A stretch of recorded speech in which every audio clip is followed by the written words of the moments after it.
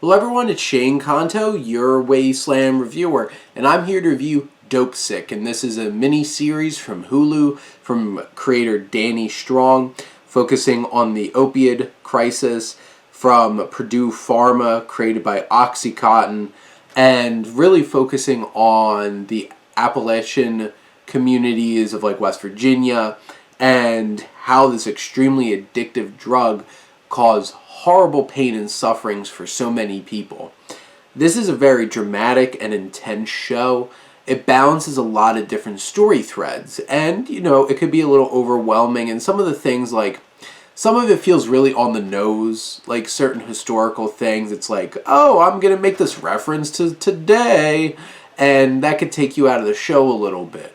But in general, there's a lot of emotion and intensity and tension throughout this show, and like I said, there's a lot of different threads in this show, and kind of breaking it down a bit, you have Michael Keaton, who gives such a fantastic performance as this doctor who feels so responsible for giving this drug to his patients, and then he becomes an addict himself, going through all those different kinds of things, trying to process that. You have Peter Sarsgaard, who plays this district attorney trying to take down Purdue Pharma for the horrible things that they're doing, and he gives a very subtle and very reserved performance, but it really works in this film and this show, and Sarsgaard gives a really strong performance here, gives a lot of empathy. He's kind of the moral anchor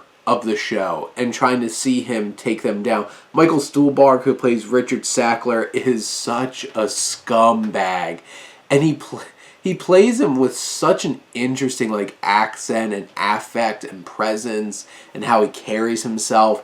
It's so interesting because like he's so scummy and manipulative, and basically he's playing these like Game of Thrones with these big pharma people.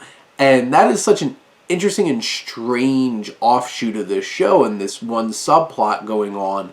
And you see all the horrible behind-the-scenes kind of big pharma stuff going on. You have Poulter, who plays one of the drug sellers. He's a sales rep, and Poulter looks crazy ripped out of his mind in this show for some reason, and think it's because he's preparing for Guardians of the Galaxy, I guess. But like, he brings an interesting dynamic here because he's the whistleblower. He's the one who's on the inside being like, this isn't right. And his moral and emotional journey is one of the more compelling stories going on. And like, he has this relationship with another salesperson, and she's more morally bankrupt, and it's that push and pull. And then you have Kaitlyn who is, her story is absolutely tragic. She's an addict. The abuse that she experiences from her father, the emotional abuse, all like that's the really hard, like tragic emotional aspects of this series. And then you have Rosario Dawson, who works for the federal government and is trying to really take down this Purdue Pharma, and she is charismatic as always, and she has her own issues with her own marriage and all these different kinds of things, and they're able to balance, I feel like, this show pretty well. You have Danny Strong directing 2 episodes, and like Barry Levinson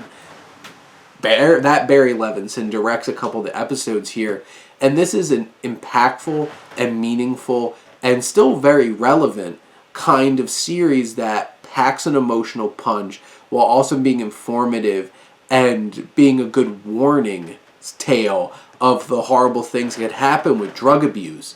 And even if it feels a little overstuffed at times, I still feel like this is a really impactful and moving and powerful film that just really hits hard, and series that hits hard and is definitely worth checking out.